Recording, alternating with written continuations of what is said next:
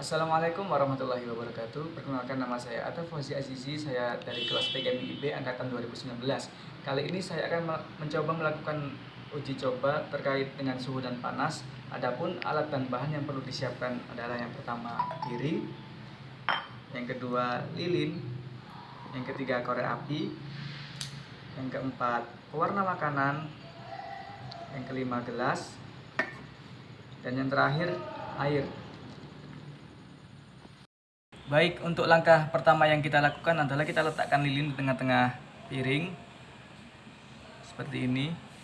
Kemudian kita tuangkan air ke dalam piring sampai menutupi permukaan. Secukupnya saja ya.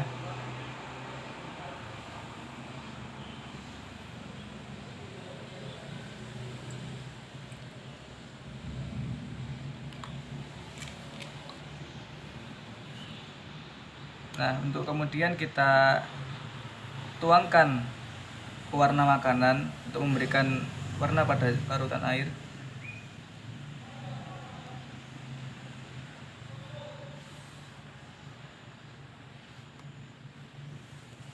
Kita bisa mengaduknya biar merata.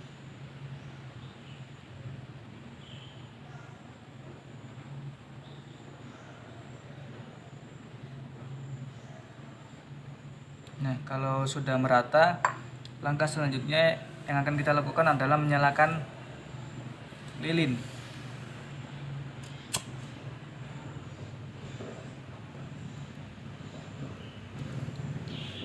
Tunggu beberapa saat dan pastikan nyala lilin stabil.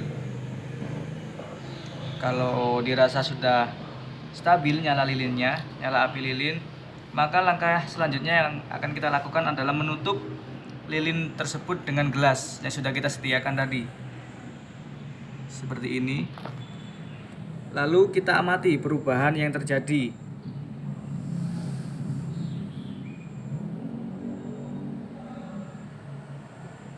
Bisa kita lihat bahwasannya lilin perlahan mulai meredup, kemudian mati, dan cairan yang ada di permukaan piring masuk ke dalam gelas. Pasti di antara kalian ada yang bertanya-tanya, mengapa hal tersebut bisa terjadi?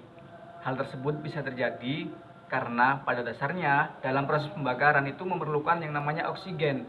Nah, apabila lilin dalam proses pembakaran tadi ditutup dengan gelas, otomatis kadar oksigen yang ada dalam gelas penutup akan berkurang.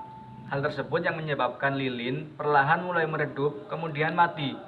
Hal tersebut juga selaras dengan hukum Boyle, di mana volume sebanding dengan tekanan.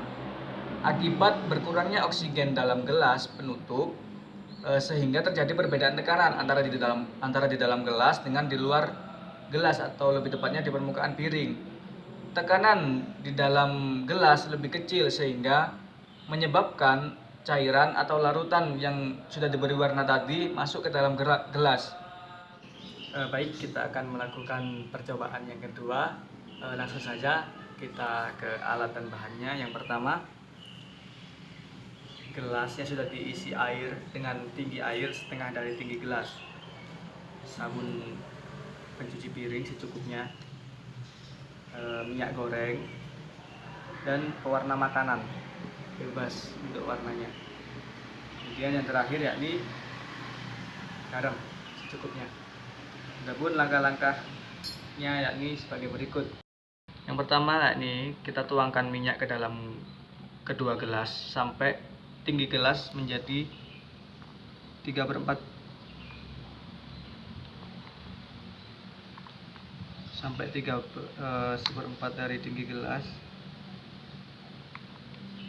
Seperti ini kurang lebih sama.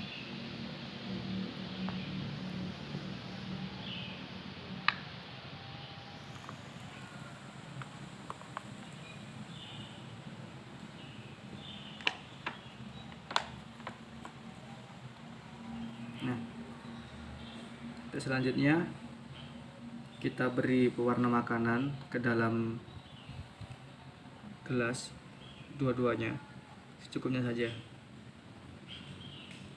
kurang lebih seperti itu. Nah, untuk langkah selanjutnya yakni kita masukkan sabun pencuci piring secukupnya ke dalam gelas pertama.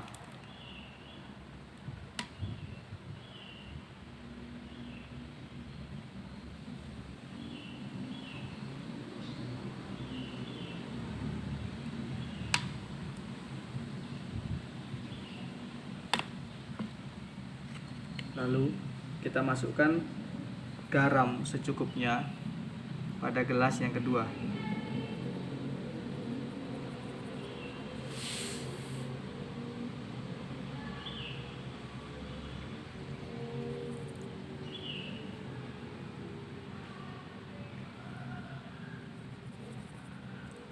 Nah, untuk melihat perubahan apa yang terjadi, kita perlu sedikit mengaduk dari kedua isi gelas tersebut.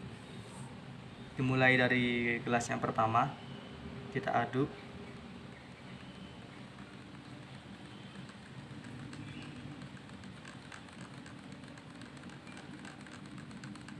Sampai merata.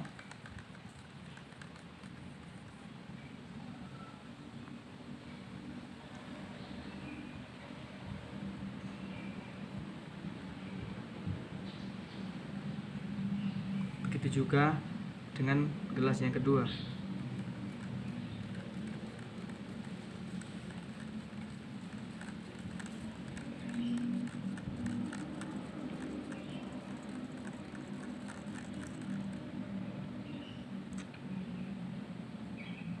Kita tunggu beberapa saat dan kita amati perubahan apa yang terjadi dari kedua gelas tersebut.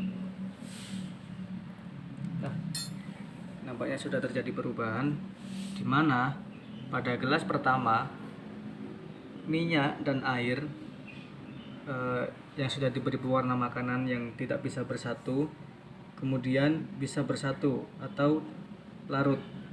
Hal tersebut bisa terjadi karena adanya sabun pencuci piring sebagai pengikat atau penetralisir kadar lemak dalam minyak, sehingga minyak dan air bisa tercampur sesuai dengan yang kita lihat di gelas pertama.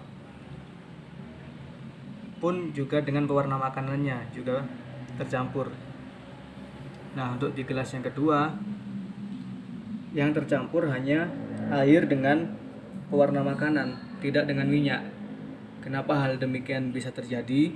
Karena garam atau kandungan garam tidak bisa mengikat molekul minyak atau menetralisir kadar lemak dalam minyak, sehingga minyak dengan molekul yang lebih ringan tetap berada di atas larutan air yang sudah bercampur dengan pewarna makanan. Kita akan melakukan percobaan atau uji coba yang terakhir.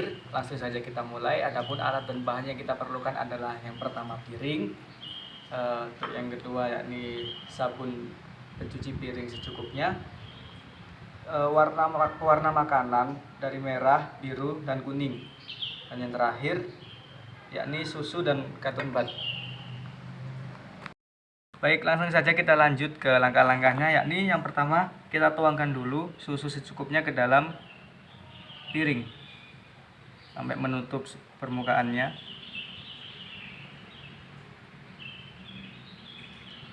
Kemudian langkah selanjutnya yakni kita masukkan pewarna makanan berurutan dari warna merah tepat di tengah-tengahnya,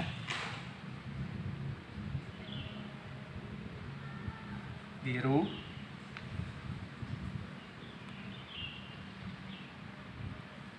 dan yang terakhir warna kuning.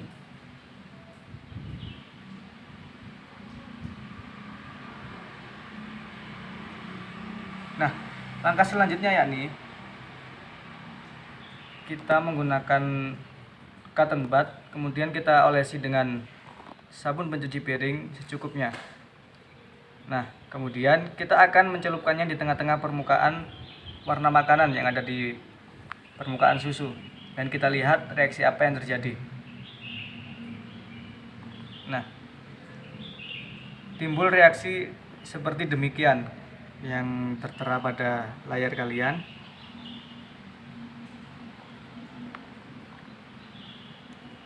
Seolah-olah membentuk warna pelangi.